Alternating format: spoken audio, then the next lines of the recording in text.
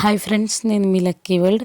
ఈరోజైతే మా నాన్న 18 సంవత్సరాలు మాల వేసుకోవడం పూర్తయిందండి. 18వ మాల వేసుకొని ఇరుముడి కట్టుకొని శబరిమలకి అయితే వెళ్ళడానికి ప్రయాణమయ్యారు. ముందుగా మా ఇంట్లో అయితే ఇలా పూజ అయితే చేసేసుకున్నాము.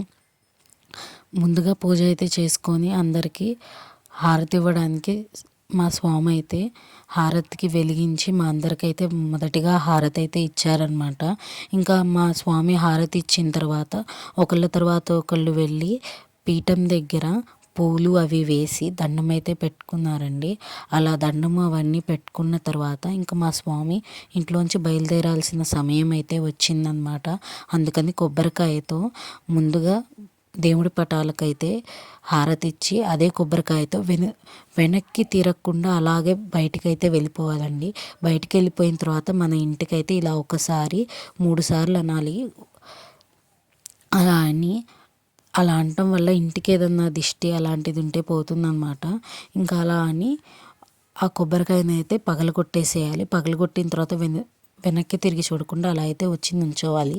ఫస్ట్ ఎవరైతే ఇంటికి పెద్దవారు ఉన్నారో వాళ్ళు ఇలా తులసి మాల అయితే వేస్తారండి. మా నాయనమ్మే మా ఇంటికి పెద్దది కాబట్టి మా నాన్నకి తులసి మాల అయితే వేసింది.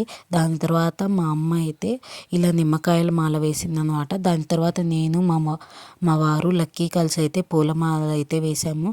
ఇలా వేసిన తర్వాత స్వామికి కాళ్ళు తడిపి దండం పెట్టుకొని పూలు చల్లి ఇలా బియ్యం ఉంటుంది కదండి, 3 సార్లు 3 గుప్పెళ్ళతో తీసుకొని స్వామికి మనం ఎంతైతే కానుకగా వేద్దామనుకుంటున్నామో ఆ డబ్బులు స్వామివారి ఒడిలో అయితే వేస్తామన్నమాట. ఇలా వచ్చిన డబ్బులు స్వామివారు శబరిమల వెళ్ళేటప్పుడు ఆ ఖర్చులకైతే వాడుకుంటారు. అదిగో చూడండి, నేను కూడా అలా వాటర్ వేసి మా స్వామికి భిక్ష అయితే ఆ మనీ అయితే పెట్టి తర్వాత మేము కూడా స్వామివారికి దండ అయితే వేస్తున్నాము. నేను మా వారు మా లక్కీ చూశారు కదా. నేనేంటంటే ఇంటికి పెద్ద పిల్లని కాబట్టి ఇలా స్వామివారికి మనీ అవి పెట్టి దండం పెట్టుకున్న తర్వాత మా స్వామివారు అయితే మమ్మల్ని దీవించారనమాట, నన్ను మా వారిని లక్కీని. నేనైతే ఈ క్లిప్ తీసానని అనుకోలేదండి. మా చెల్లికి ఫోన్ ఇచ్చేసి వెళ్ళిపోయాను తీయని చెప్పి. మా చెల్లి అయితే తీసిందని అనుకోలే. ఇప్పుడు ఎడిటింగ్ చేసేటప్పుడు నాకు మాది కూడా ఒక క్లిప్ ఉంది అని చెప్పి అయితే అర్థమైపోయింది. ఇలా స్వామివారికి ఇంటి దగ్గర అన్నీ చేసిన తర్వాత మా స్వామివారిని అయితే టెంపుల్కి అయితే తీసుకెళ్ళాము ఇరుముళ్ళు కట్టించడానికి. ఇలా టెంపుల్లోకి వెళ్ళే ముందు ఇంటి దగ్గర తీసినట్టు దిష్టి అయితే తీసి టెంపుల్లోకి అయితే వెళ్ళి టెంపుల్ చుట్టూ ఇలా శరణాలు చెప్పుకుంటూ ఒక రౌండ్ అయితే తిరగాలండి. మా స్వామివారు కొబ్బరి ముక్క ఎందుకు పట్టుకున్నారని చాలామంది అయితే నన్ను అడిగారు ఇంటి దగ్గర కూడా.